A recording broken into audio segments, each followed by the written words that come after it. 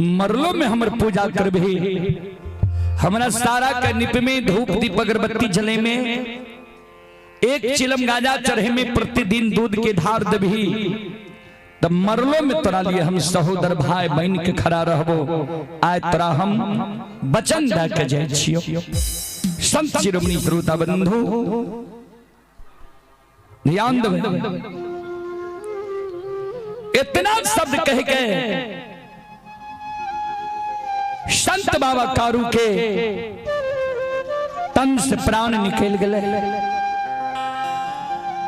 पंचभौतिक शरीर से जीवात्मा निकल गए।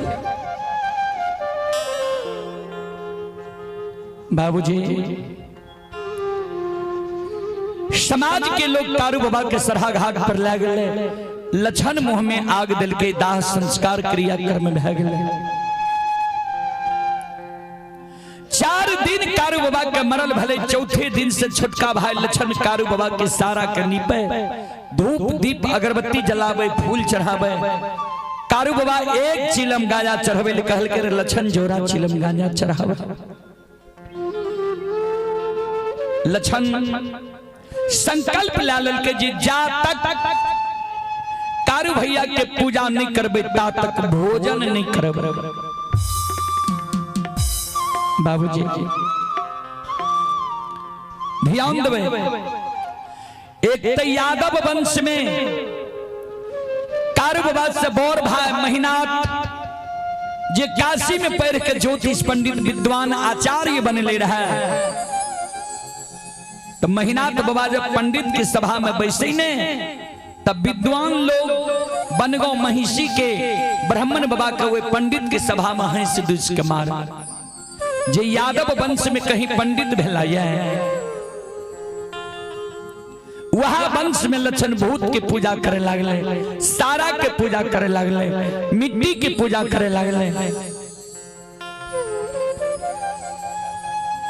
पंडित लोग सब मन में सोचे, जय वंश में काशी की पढ़ल पंडित ज्योतिष विद्वान आचार्य, वो वंश में भूत की पूजा होता है। जय दिन महीनाथ पंडित गौर पर चढ़ते, वो दिन ने पूछबे, बाबूजी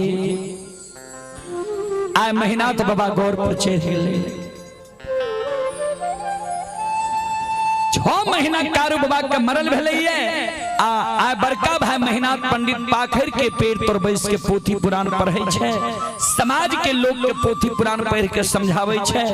आय महीनाथ बाबा के विषय छिए, मानव जे मर जाय छे, कर्म के अनुसार मानव के दोसर योनि में जन्म होय छे।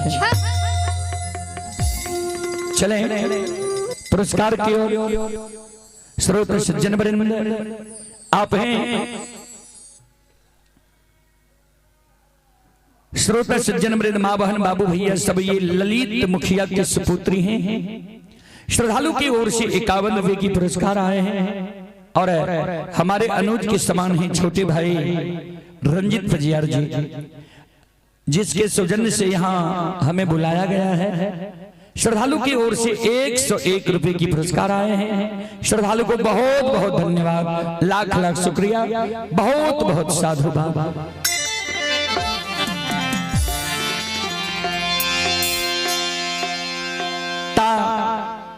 आए वो सभा में बाबूजी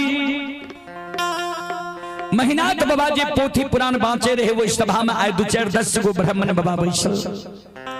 एगो ब्राह्मण बाबा वो सभा में खड़ा भाग ले कर जोड़ के महीनाथ बाबा के कहे, पंडित जी यादव वंश में यहाँ पैर के पंडित बनलो है, यहाँ जे कहे छे मानव मर जाय छे, कर्म के अनुसार दोसर योनि में जन्म होय छे, सुनइये वाला ता के लिए कि कहियो वाला के लिए, यानी श्रोता के लिए ही कि वक्ता के लिए भी। महीनाथ बाबा कहलखिन सब के लिए किया, कभी स्पष्ट रूप से लिख देलखिन है, ध्यान से सुनबे। कर्म प्रधान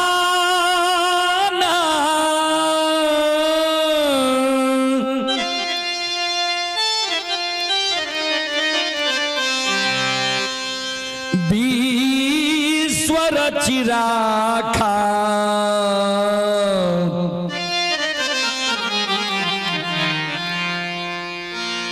जो जस करई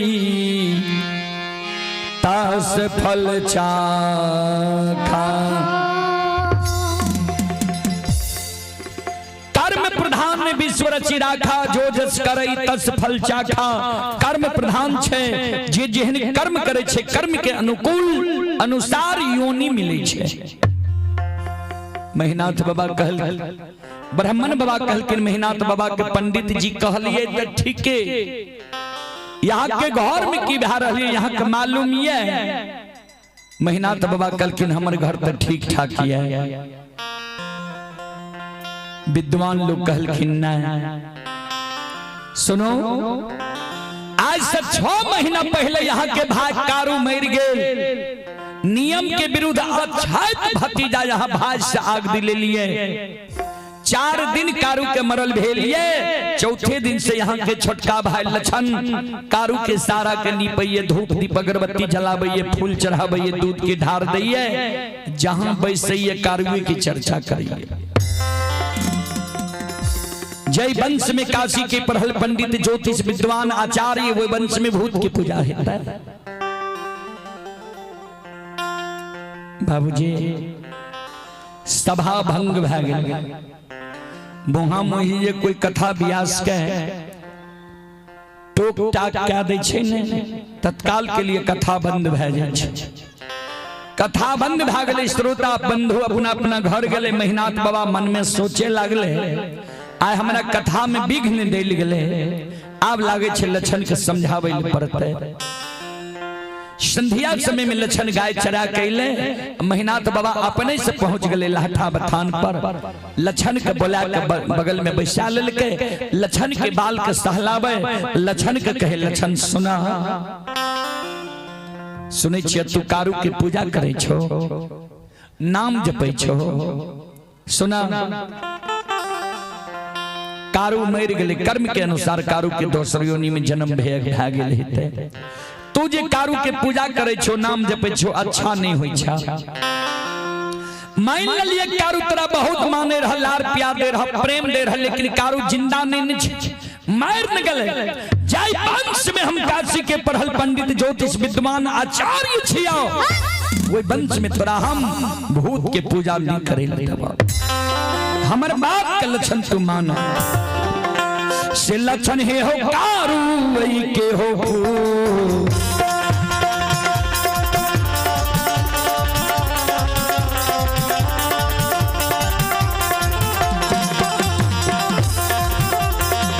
पूजा हो।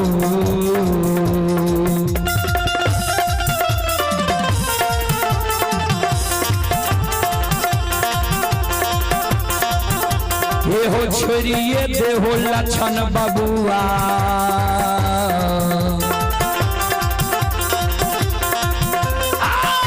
लछन महापुरा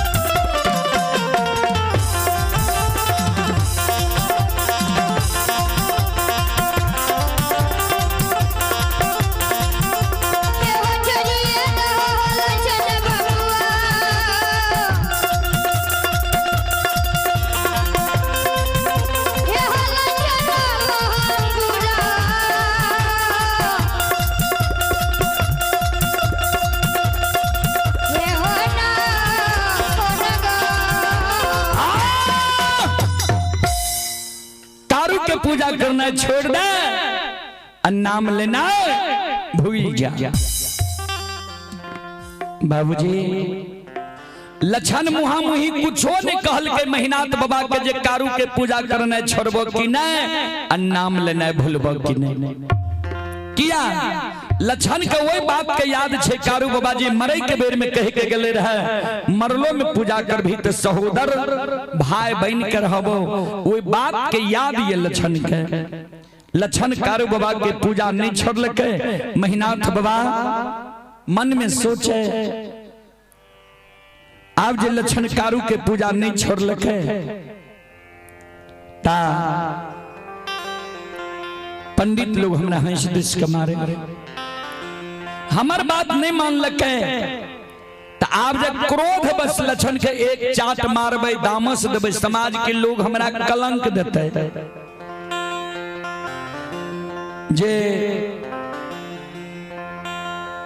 चार भाई माई के कोई से जन्म लेलके दू भाई मर गए कारू साहब ये दू भाई जिंदा ओहो दोनों भाई के पुत्र पुत्री नहीं भेले ओहो दोनों भाई के हिस्सा धन संपत्ति हमरे दोनों के हिते समाज के लोग कलंक देते जे धन संपत्ति के कारण महिनाथ पंडित लछन के उल्लू चुल्लू करे छे जे लछनो मर जा आ सारा संपत्ति हमरे भै जाए ऐ कारण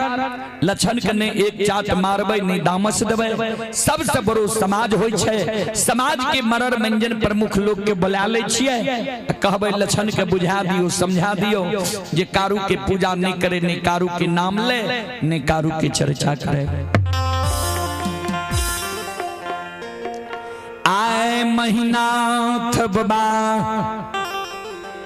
महापुरा के मरर मंजन प्रमुख लोग के बुला के लाठा बथान पर सभा लगा दिल मरर मंजन प्रमुख लोग महिनाथ बाबा से पूछे पंडित जी कौन कारण सभा लगे लिए कौन कारण यहाँ समाज के लोग को बोले लिए सभा में महिनाथ बाबा खड़ा भा गए कर जोड़ के हो समाज बाबा हमरा वंश में हमर छोटका भाई लछन महामूर्ख कुकाठ जन्म गले जे कारू मर गले जे कारू के सरहा घाट पर जला के धुआं आसमान उड़ेलिए वो कारू के पूजा लछना करैया नाम जपैया जहां बैसैया कारुए की चर्चा करैया यहाँ सब लछन के बुझा दियो समझा दियो जे कारू के पूजा नहीं करे ने कारू के नाम ले ने कारू के चर्चा करे बाबूजी समाज के मरर मंजन प्रमुख लोग लछन के बुला के बीच सभा में बैसा दिल के लछन के समझाबे लछन हो ठीके ने भाई तोहर कहे छा कारू मर गए कर्म के अनुसार कारू के दोसर योनि में जन्म भा गए हेते तू जे कारू के पूजा करे छो नाम जपे छो हेलो हेलो जे हेलो अच्छा नहीं होई छा तो कारू के पूजा करना छोड़ दा नाम लेना भूल जा समाज के लोग जे लछन के समझावे रहे त महिनाथ बाबा बीच बीच में खराब है जाए समाज के कहे बाबा ठीक से दुश्मन के समझा दियो किया हम अलग में समझलिए हमर बात ही दुश्मन नहीं मान लके तब समाज के बोले लो समझावे समाज के लोग जे लछन के समझावे रहे महिनाथ बाबा जी दबाव दे रहे जे किया ने कारू के पूजा छोड़ते संत बाबा कारू के आए बाबूजी 6 महीना मरल भेले आज संत बाबा कारू मरला अंत में प्रथम बार वो सभा के बीच में माया के विस्तार कर रहे लछन जे बैसल रहे वो सभा में लछन के अंग में कारू बाबा समा गए लछन के द्वारा खड़ा भै जाय छे दोनों हाथ से ताली बजावे लागले शिवनानी के दोहाई दिए लागले हर हर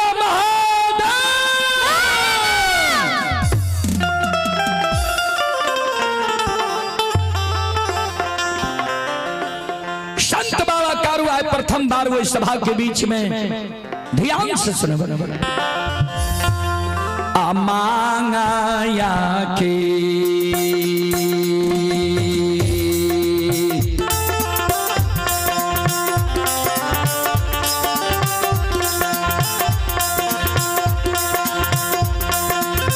हो बैरागी हो मां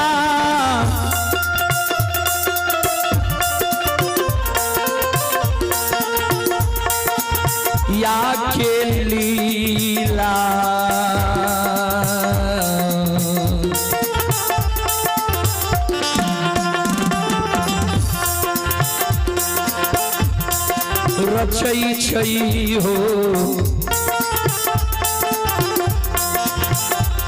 संत कारो बाबा